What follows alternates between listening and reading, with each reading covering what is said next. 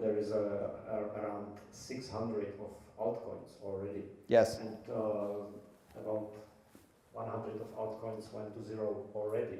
So how do you... Well, they didn't go to zero. They went to 0.0000015. But someone still has them.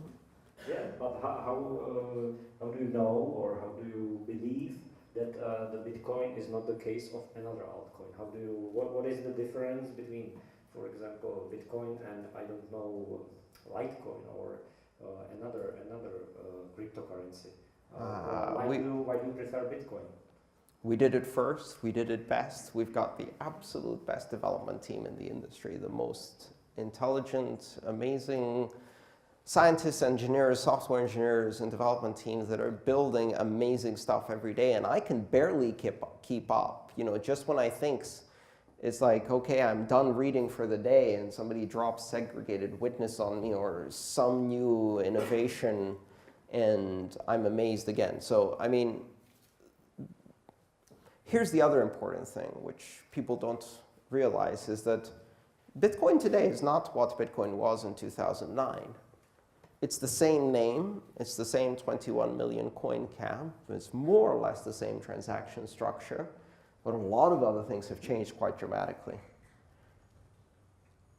One of the stories of scaling is that sometimes the only thing that scales is the brand. I'm 44 years old. Not a single cell in my body is one that I was born with. They've all been replaced by now. They're all gone. All that remains is the pattern, right? And so when I was in college, they said Ethernet can't scale to 1 megabit, and Ethernet can't scale beyond 5 megabit, and Ethernet can't scale beyond 10 megabit. Ethernet is a networking system, if you're not aware. And I installed Ethernet that was a coaxial cable as thick as my thumb, and it could only go 100 meters, and it could only do 5 meg. And today, all of the local area networks run on Ethernet that can now do 10 gig over fiber. But how much of that is really Ethernet, and how much of that is just the word Ethernet attached to what we made it into? Because it's a different distribution medium, a different architecture. The only things that are really the same are maybe the frame size and the brand. So one of the issues that you have to reconcile yourself with is that Bitcoin 15 years ago 15 years from now, may only share with today's Bitcoin 3 or 4 fundamental properties, a 21 million coin cap. That's not going away. If that goes away, it's not Bitcoin.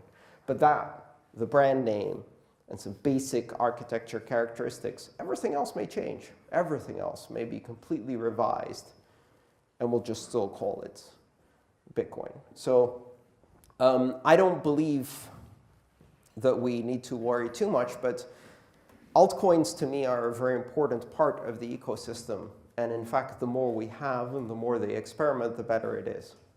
Something really important happened this year. People fled Bitcoin into Ethereum. And that was awesome.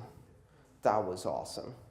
Because all of the previous times when they fled Bitcoin, they left the cryptocurrency economy. And this time, they simply switched lanes.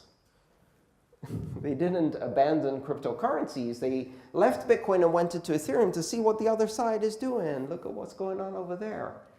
They're not fighting yet. They're still scaling for now. And look, it's all cozy and nice, and they've got contracts and smart stuff.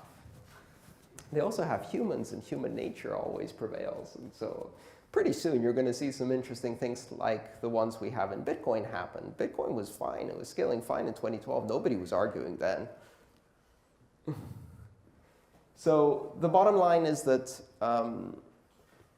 we're now keeping people in the cryptocurrency space. And as people went to Ethereum and the price went up, new people came in from the outside who, in order to buy Ethereum, because they didn't believe that Bitcoin was a good medium of exchange, first bought Bitcoin to use it as a medium of exchange to buy Ethereum.